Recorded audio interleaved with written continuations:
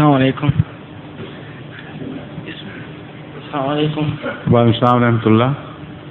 حضور میرا سوال ہے کہ میں سعودیہ میں تقریباً 6 سال رہا ہوں، تو وہاں میں سعودی لوگوں کی نا گورنمنٹ کا یہ ذرا اس کو اونچا کر دیں مائکرو فون کو. ٹھیک ہے. ہاں جی. کیونکہ سعودی گورنمنٹ میں یہ اصول ہے کہ وہاں پر تبلیغ نہیں کی جا سکتی.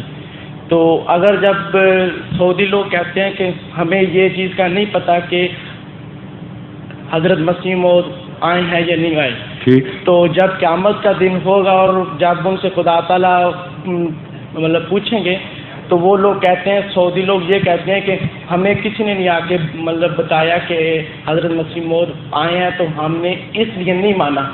تو میرا یہ مطلب ہے کہ کیا وہ سعودی لوگوں کی معافی ہوگی اس دن کہ وہ لوگ یہ کہہ سکتے ہیں کہ ہمیں کسی نے نہیں آ کے بتایا؟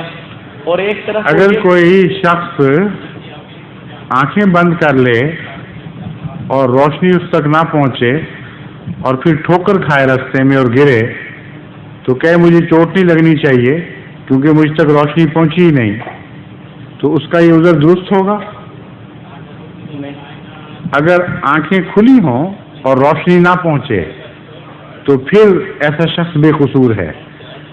لیکن عمدن آنکھیں بند کرے اور پیغام سننے سے انکار کر دے، کان بھی بند کر لے، تو اس کا یہ قابل قبول نہیں ہوگا.